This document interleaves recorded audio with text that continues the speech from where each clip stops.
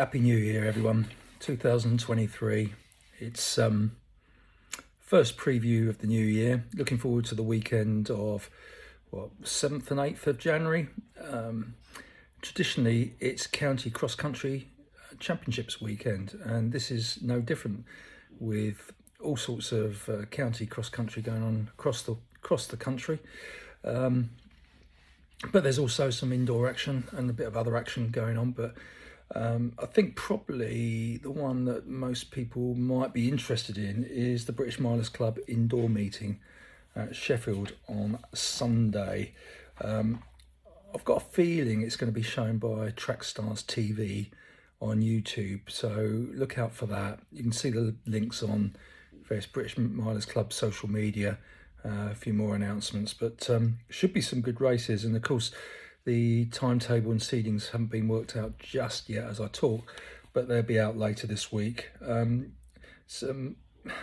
3000s probably are the standout events, but quite quickly, the men's 800's got Zach Curran, who's the quickest in the field with a PB of 146.78. Isabel Boffey, 201, is the fastest of the women. Over 1500, looks like the men's is a little bit weaker in terms of both depth of the fields and the sharp end quality. Max Wharton's the fastest with a PB of 3:39 going into this. That's the outdoor PB. And on the women's side, you've got Kai Malanga, Sabrina Sinner, and look out for Abigail Ives, who's not moving up a distance, but she's trying the longer distance. She's better known as an 800 metre runner, where she's run 2:01. So no doubt will be very competitive in the women's 1500. And then looking at the 3000s, well, there's quite a few men who have targeted sub 8 in the 3000. People like Tom Keane, Ocean Perrin, Zach Seddon, steeplechaser, Phil Sessman, having his second 3000 of the winter, and ran 8:05 out in front on his own before Christmas, dropping down from the marathon, if you like. Charlie Wheeler, who's run very quick over 5k in the States, and has done well over here actually. Then you got John Travers from Ireland, and probably the standout athlete in the, most people will be interested in, is Jake Whiteman, the world 1500 metres champion, who turned out at this meeting last year and was beaten by Osama Meslik, but then went on to run very fast in the States over 3000. So trying the same sort of build up to his successful 2022 that he had. Then the women's, I'd like to think that 9 minutes will be broken with the likes of Saskia Millard, Hannah Nuttall, Georgie Hartigan, and Reve Walcott-Nolan, who was part of the Great Britain cross-country relay team at the European Championships in early December. So that's the BMC at Sheffield. There is another BMC meeting at Glasgow on Friday night, where it looks like the 3000s again are the main event, if you like. There's Ben McMillan and others in the men's race. Ben's done 13:51 for 5,000. Eloise Walker probably heads the women's entries, who's got a 9:09 PB. I did look at the 600s because Lindsay Sharp had mentioned in an interview that she might be making a return to racing at that meeting, but she's not listed in the 600. But no doubt, if she's in any shape and wants to race, she could be added this week, I guess. But no sign of them, and no sign of the likes of Gemma Riki or Laura Muir, etc., who've done this sort of meeting before. So that's the British Milers Club stuff. And then I say we've got county championships. I'll be at the Kent Championships at Brands Hatch.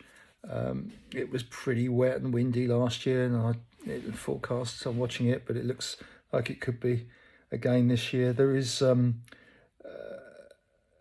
prospect of a good men's race. The women's race doesn't look like there's many have entered. Phoebe Barker from Tunbridge might be the favourite. Kate Curran from Cambridge Harriers also entered, but she's not raced this winter at all, from what I can see. On the men's side, we've got people like Marshall Smith from Ashford, Thomas Wright from Bexley, Dean Lacey, who was fourth in a Kent League, Cambridge Harriers. Maybe Cole Gibbons is leading the Invicta charge. Medway and Maidstone, Twelday Menges is in good form. Look out for Hamish Riley. check out any triathlete entering any cross country this time of the year. Could be on form. He's done a 14:35 road 5k. And then from Tunbridge, you've got the likes of Ben Cole, Alex Howard, Corey Diaz, James Kingston. Ben Cole second in the South Thames, Alex Howard third. James Kingston's been running well this winter, so it should be a good contest on the men's side there. Then, what's one thing looking through the entries? It strikes me how many veteran athletes are competing as a proportion of the total fields. You'd think it might be, when you bear in mind the age group 20 to 40 is non-vet, if you like, and 40 above. It might be is vet. It might be like 50-50 split, but it's not. I mean, at Tunbridge, 25 of our 40 entries are veteran athletes on the men's side. There's other clubs, 15 of 17 are, 23 out of 28 are. It's quite stacked towards the veterans. Is that a problem, or is it because others in their 20s and early 30s are heading to the roads or indoor track or whatever? I don't know. It's an intriguing question. And is it any different than it used to be?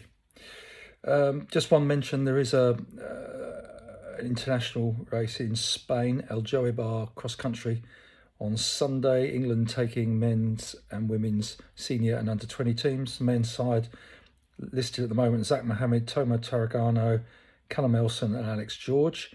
And on the women's side, Neve Brinson Hubbard, who possibly would have been running the Kent Championships, Abby Donnelly, Rebecca Murray and Poppy Tank. Plus there's, as I say, under 20 teams going. So there you go, a bit of a lowdown for the weekend.